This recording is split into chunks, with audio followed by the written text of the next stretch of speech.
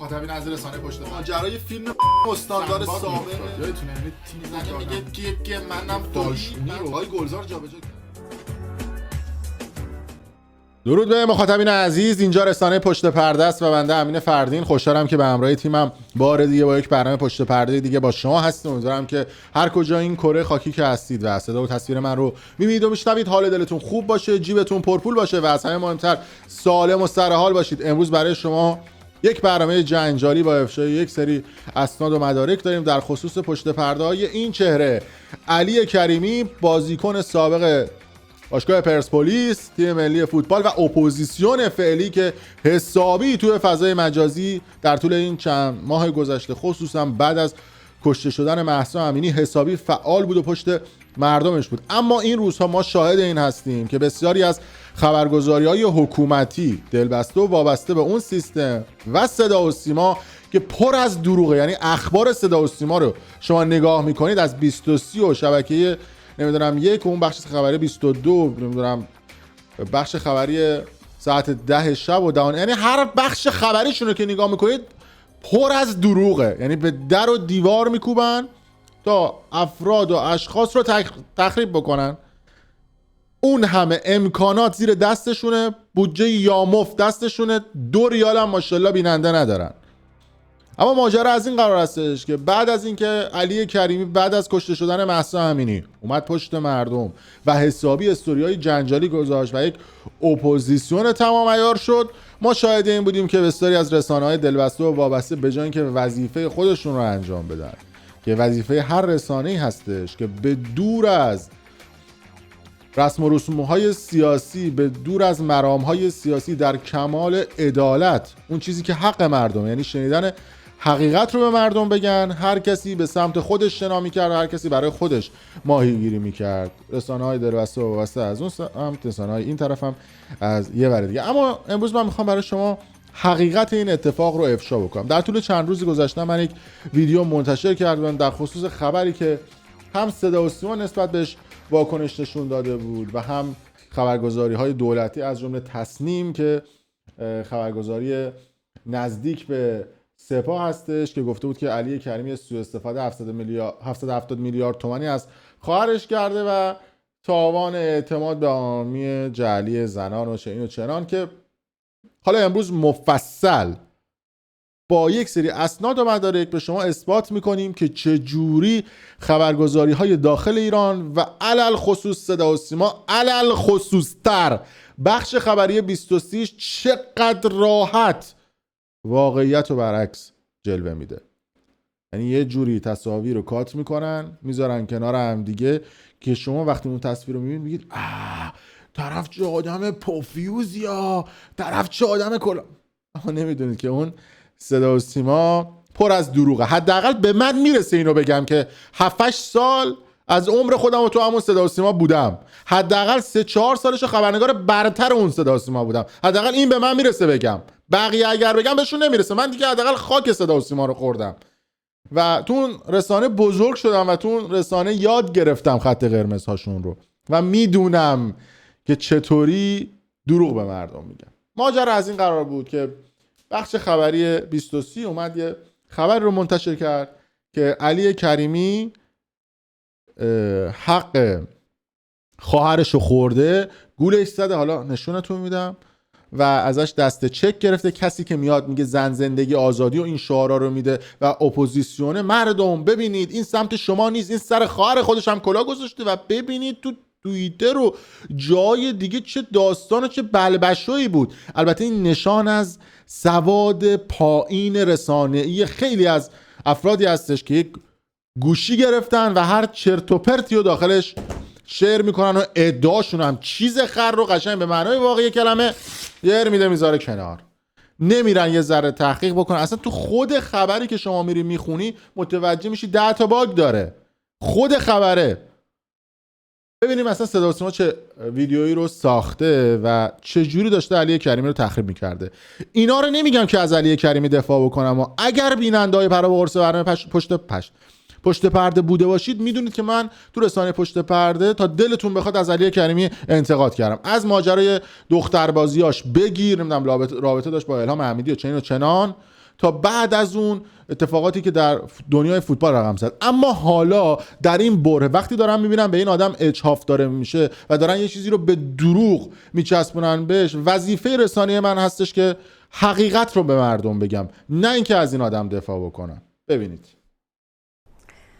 اخیراً خبری در زمینه سوء استفاده های مالی علی کریمی، بازیکن و مربی سابق فوتبال که به خارج از کشور مهاجرت کرده، در خبرگزاری میزان منتشر شد. خبرگزاری میزان خبرگزاری قوه قضاییه ایران هستش که باید همه چیز رو در کمال عدالت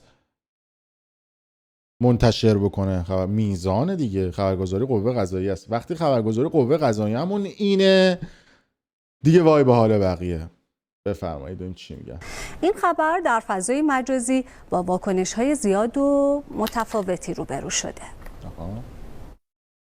زن، زندگی، آزادی. شعاری که علی کریمی در پست‌هایش برای جلب نظر یک سری طرفدار در چند نوبت منتشر می‌کرد و با همین فرمان به نام آزادی و دفاع از حقوق زنان ادامه داد. آنور آب حتی راهکارهای غیرقانونی را برای اعتراض نمایش داد. نمایشی که کاربران رفته رفته پشت صحنه‌اش را دیدند. گفتم مسلح شوید و رحم نکنید. هرکی گفت نزنید اونم بزنید، ولی بهتون نگفتن که چی در انتظارتونه. حالا شما تاوان میدین و اونا دلاراشونو میگیرن. پس از گذشت چند ماه خروجش از کشور و قرارمدارهای اپوزیسیون، این بار نیز پرده از یک نمایش دیگر افتاد با شکستن سکوت خواهرش. من دستش گرفتم به توصیه برادرم آقای کریمی برای خرید تیم سپیدرود. به من گفتن که برو بانک و درخواست دست چک بده. علی کریمی در پرونده‌ای که از سوی قوه قضاییه منتشر شد. البته بگم من تمام این نامه‌هایی که اینا اینجوری تار کردن رو همشونو بدون چیز دارم یعنی فکر نکنید که صداتون خیلی زرنگه و میتونه همه اینا رو تار بکنه، چون به حال این چیزایی که تار شده خیلی از نکات مهم خود پرونده است که اینا اون قسمت‌های مهم رو تار کردن که واقعیت رو یه جور دیگه جلوه بدن.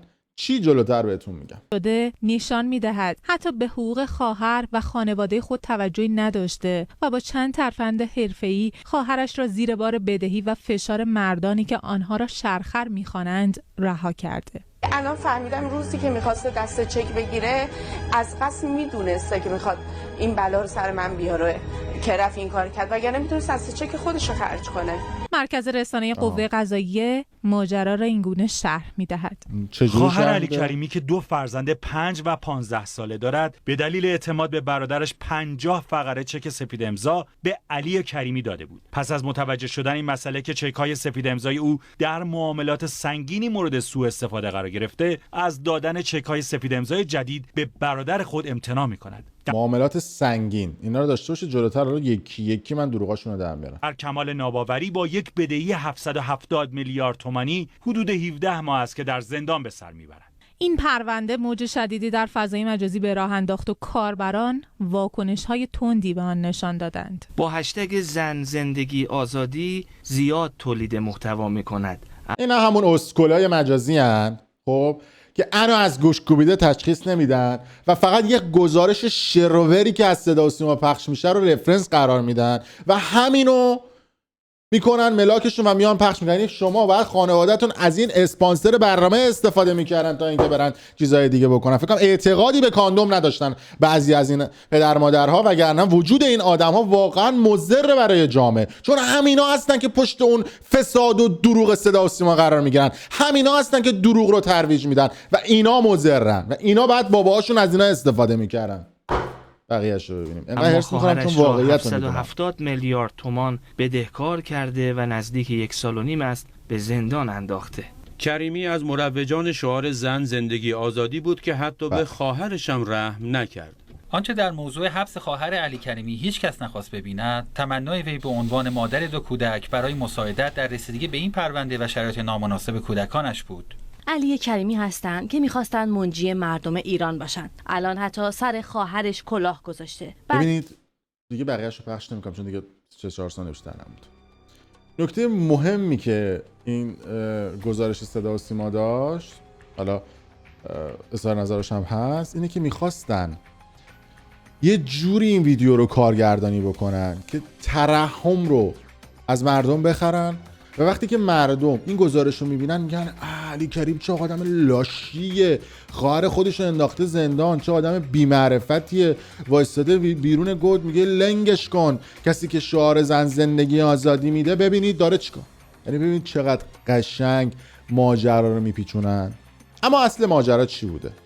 علی کریمی، حالا این مصاحبه کامل خواهرش هم هست، اما به دلیل موسیقی زیر صدایی که توی این مصاحبه گذاشتن من نمیتونم براشون اینو پخش بکنم چون کپی رایت میخوره و نمیتونم حالا استفاده بکنم از این ویدیو. ولی خب توی این ویدیو این خانومی که خودش رو خواهر علی کریمی معرفی کرده، خانم لیلا کریمی پاشاکی، چون اینا پسوند فامیلیشون پاشاکی، اهل روستای پاشاکی هستن، ولی خب علی کریمی پسوند فامیلیشو برداشته. نکته‌ای که وجود داره این هستش که مصاحبه میکنه و میگه که آری علی کریمی به من اصرار کرد و گفت برو دسته چک بگیر. من دسته چک گرفتم، 40 تا چک سفید امضا از من گرفت. این چکای سفید امضا رو برداشته رفته باش باشگاه سپیدرود رشت رو خریده. بعد خبرگزاری‌ها ببینید یه تحلیلایی رو میزنن که با چیدن یه سری پازل‌ها خودشون رو دیس میکنن. چطوری؟ الان عرض میکنم خدمتتون. اینجا خبرگزاری تصنیم میگه که یه دونه سوء استفاده 770 میلیارد تومانی از خواهرش کرده. بعد این 770 میلیارد تومان علی کریمی میخواد شافتش بکنه. من نمیدونم چی کارش کرده. میگه باش رفتن باشگاه خریدن. یعنی وقتی که شما این خبر رو میخونید میرید پایین و حالا کل ماجرا رو نشون داده، میگه که با این دسته چک خواهرش رفته باشگاه سپیدرود رشت رو خریده و چند تا معاملات اقتصادی انجام داده مثلا از این چیزا. ولی خب چیزی که الان راجبش خواهرش صحبت میکنه میگه با این دسته چک رفته باشگاه سپیدرود رشت رو خریده. لامصب سال 97 که ایشون ادعا میکنه که علی کریمی با این 770 میلیارد تومان رفته باشگاه سپیدرود رشت رو خریده، استقلال و پرسپولیس رو همدیگه 220 میلیارد تومان بوده اون موقع که گذاشته بودنشون برای فروش. بعد همین خبرگزاری تصنیم، میخوام رفرنس بزنم به همین خبرگزاری تصنیم، اومده گفته که یه خبر دیگه داشته سال 95 که گفته که باشگاه سپیدرود رشت قیمتش 2% از بودجه کل رشته. بعد یه دونه قیمت هم روش گذاشته 1 میلیارد و 500 میلیون تومان. باشگاهی که ارزشش 1 میلیارد و 500 میلیون تومانه چجور علی کریمی با دسته چک خواهرش رفته اینو خریده؟ حالا قشنگتر هم میشه. این سال 95. وقتی نگاه به قرارداد علی کریمی سال 96 میکنیم متوجه میشیم که قرارداد علی کریمی تو سال 96 97 700 میلیون، 1 میلیارد و 300 میلیون، 1 میلیارد و 400 میلیون تومانه. یعنی خود علی کریمی با دستمزدی که داشته میتونسته باشگاه رو بخره. یعنی نزدیک الان با یه حساب سرانگشتی میشه 2 میلیارد و 700 میلیون تومان دیگه. والا 2 میلیارد و 400 500 اینطورا. باشگاه 1.5 میلیارد میارزیده، دستمزد علی کریمی 2.5 میلیارد تومان بوده. و خودش هم وقتی سرمربی شده گفته چه کاریه برم دستمزد بگیرم، کل باشگاهتون چند؟ آقا دستمزد من ندید باشگاهتون رو میخرم. و جالبه که خود علی کریمی یکی از اصلی ترین طلبکار، بازم خبرگزاری تصنیم همون خبرگزاری که میگه علی کریمی رفته باشه 770 میلیارد تومان باشگاه رو خریده، میگه خود علی کریمی 2 میلیارد تومان از این باشگاه طلب داره. بعد تازه گفته 500 میلیون هم بخشیده، گفته آقا من حال کردم با بچهای رشت. خب 2 میلیارد تومان هم تخفیف داده. اما ماجرا چی بوده؟ ماجرا از این قرار بوده که قبلا هم توضیح دادم ولی خب گویا اون ویدیو رو خیلی ها ندیدن، مشخصش اینجا نوشتم هست. بابا مامان علی کریمی یه شرکت تولید برنج توی همون شمال کشور داشتن، توی لاهیجان گویا. علی کریمی هم قسمتی از پول اینو داده بوده. خواهرش لیلا کریمی به کمک پسرخالش محمد یوسفی پاشاکی میاد به دوست و آشنا و در و همسایه میگه که بدوید بیاد ما یه شرکت زدیم هرمی، 1 میلیارد بدی 1 میلیارد و 300 میگیری، 100 میلیون بدی 130 میلیون میگیری. یه شرکت هرمی تأسیس کرده بوده، پول میداده به عنوان سود. بعد اینا دیدن یه چند ماه 300 گذاشتین، 200 میلیون 500 گذاشتن. درسته. خبر رسید به فرشید کریمی تو امریکا فرشید هم گفت اینطوریه 2 میلیارد گذاشت، خواهر خانومش گذاشت، برادر خانومش گذاشت، در مجموع 6-7 میلیارد گذاشت به رفیقای فوتبالیستش ایکس و وای زد. هم گفت شما برید پول بذارید، اینا با خرید و فروش کردن برنج به شما سود میدن. علی کریمی هم این قضیه رو فهمید که من تو ویدیو قبلی اشتباهی گفته بودم 6-7 میلیارد و تا این لحظه 9 میلیارد تومان علی کریمی هم به خواهر خودش پول داده بوده. به جای اون پولها اون خواهرش همینطوری زرت و زورت بین اون چک میداده و علی کریمی هم چک داده بوده. علی کریمی گفته بود که 9 میلیارد گذاشتیم، مثلا بیا اینم 3 میلیارد تومان سودش میشه، بیا 11 میلیارد چک داده بوده به علی. علی چون میدونسته خواهرشه و اعتماد کرده بوده بهش، میاد و چکاشو برای خرید باشگاه و برای دستمزد بازیکن‌ها خرج میکنه. 1 ماه 2 ماه 3 ماه 4 ماه که میگذره چکای لیلا برگشت میخوره. علی میره خواهرشو خفت میکنه، میگه داداش خواهر من این چکایی که به من دادی برگشت خورده. میگه آره یه شوهرم میخواسته یه چیزی بخره، یه بدهی 300 میلیونی داشته، چکر رو اون وقت خرج کرده، پرش میکنیم میذاریم. بعد از اون قضیه دیگه علی کریمی با خانواده‌اش ارتباط برقرار نمیکنه. قبلا هم تو ویدیو قبلی گفتم علی کریمی یه داداش داشته به اسم فرهاد که تو شناسنامه اسمش فرهانه و همون داداشش هم دهن علی کریمی رو سرویس کرده بوده. رفته بوده LCD خریده بوده با چکای علی کریمی، سیم کارت خریده بوده به اسم علی کریمی، 1000 تا کلاهبرداری کرده و دهن علی کریمی سرویس کرده. به خاطر همین علی کریمی از خانواده‌اش فاصله گرفته بوده و اون چکایی هم که تو باشگاه سپیدرود رشت خرج شده بوده، چکایی بوده که لیلا به عنوان سود پول یه شرکت هرمی خرج کرده بوده. یه عده میگن که خب چرا داری شروور میگی، سند نشون بده. ببینید این یکی از بدهکارانی هستش که لیلا کریمی زیرش رو امضا کرده بوده. گفته که قرارداد خرید 30 تن برنج که پیش پرداختش به مبلغ 3 میلیون و 500 حالا 3 میلیارد و 500 به تومان بوده، به چی بوده که به شماره ملی فلان از خانم لیلا کریمی پاشاکی به شماره ملی فلان خریداری کرده که متعهد شده که تو این تاریخ بهشون تحویل بده که خریدار برنج رو به نرخ روز فروخت و مبلغ رو به خانم کشاورز واریز میکنه. این مثلا یکی از معاملاتشون بود. یا مثلا این یکی از چکای دیگه بوده که خانم لیلا کریمی پاشاکی صادر کرده بوده. اینا همشون که نه، ولی 90%شون چکای سفیدی بودن که خانم لیلا کریمی پاشاکی هم تو زرت و زورت این چکا رو صادر کرده بوده به عنوان اینکه حالا اینم بعد تصویرش چیز میشده که حالا برمیگشته که بهتون نشون بدم که داستان از چه قرار بود.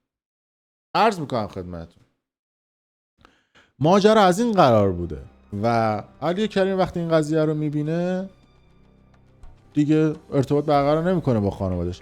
حتی یه دونه توییت هم منتشر کرده بود که قطعا دیدینش، گفت آقا هر کسی تو خانواده من کلاهبرداری کرده بیاد ببریدش، چون خودش هم اصلا آدمی هستش که مالش برده شده. فرشید کریمی یه خونه تو شهران داشته فروخته داده به طلبکارها، فک و فامیل فرشید کریمی. و بسیاری از فوتبالیستایی که این خانم ادعا می‌کرد تو اون ویدیو 10 یا 11 دقیقه‌ایش که علی کریمی سر اونا رو کلاه گذاشته بوده، خود لیلا کریمی سرشون رو کلاه گذاشته بوده. علی کریمی خودش اصلا تو این سیستم مال باخته است. بعد میان میگن که علی کریمی نمیدونم ملکای نجومی خریده، علی کریمی نمیدونم سر این اونو کلاه گذاشته. خانم لیلا کریمی پاشاکی تو ویلای حتی علی کریمی زندگی میکرد و بازداشت شده که خانم لیلا کریمی الان رفته مصاحبه کرده گفته که داداشم هیچ کمکی به من نکرده بوده. بعد میگن ملکای میلیاردی. خب اگه این ملکا بوده بعد یه سندی باشه، یه برگه‌ای باشه، یه چیزی باشه که علی کریمی رفته این ملکا رو خریده. بعد شما سال 90 افتادی زندان، علی کریمی سال 91 از ایران رفته بیرون، شما سال 96 و 95 چک کشیدی، علی کریمی سال 97 باشگاه سفید رو رشت خریده بوده. همه این تاریخاش مشخص. اصلا باشگاه نساجی سال 97 98 تو لیگ برتر بوده. بعد خانم لیلا کریمی میگه که 97 وقتی که سپیدرود صعود کرده بوده به لیگ 1 این اتفاقات افتاد. یعنی حتی تاریخ‌ها به هم دیگه نمیخونه، به خاطر اینکه صدا و سیما اومده بوده این پازلا رو کنار هم دیگه چیده بوده با یک آهنگ سوزناک، با اینکه من 2 تا بچه دارم، با اینکه آره علی کریمی شعار زن زندگی آزادی میده، به فکر خواهر خودش نیست. علی کریمی بیاد بگه خواهر خودم کلاهبردار شرکت هرمی داشته، مال منو هم خورده، مال بقیه رو هم خورده، مال داداشم هم خورده. خب توف سربالاست نمیتونه بگی که. بعد میاد میگه که چرا خواهرش این صحبت کنه. بعد این خانم لیلا کریمی پاشاکی از سال 91 تو زندانه، چجور الان یه صدا و سیما زرت زورت پیداش میشه بعد با این آدم مصاحبه میکنه؟ شما عدالت دارید؟ شما اگه عدالت داشتید می‌رفتید با همه مصاحبه می‌کردید، چرا فقط با علی کریمی و با خواهرش میرید مصاحبه می‌کنید؟ این همه آدم دیگه هم تو اون مملکت آدمای مهمی هستن و به گیر و گور مالی و کاری خوردن. بعد کل بدهیای این خواهره 4-5 میلیارد تومان بیشتر نمیشه، اما اون کسایی که سود نزول گرفتن، یعنی دنبال این بودن که تو اون شرکت هرمی سود بیشتری بگیرن، وقتی دیده بودن که این خواهر افتاده زندان یا الان هواپسه، چک سفید امضا به عنوان گارانتی گرفته بودن، هر کسی یه مبلغ شروری نوشته بود، یکی 700 میلیارد، یکی 200 میلیارد، یکی 50 میلیارد و الان هم حاضر نیستن که از پول خودشون بگذارن. اصل و کل و لپ مطلب همین بوده. خیلی مخلصیم. اگر دوست داشتید کانال یوتیوب برنامه پشت پرده رو سابسکرایب کنید. من اینجا چک بکنم ببینم که همه چیزو گفتم. بله، ویدیو رو لایک کنید و برای دوستان خودتون به اشتراک بذارید. مرسی که تا این لحظه با ما همراه بودید.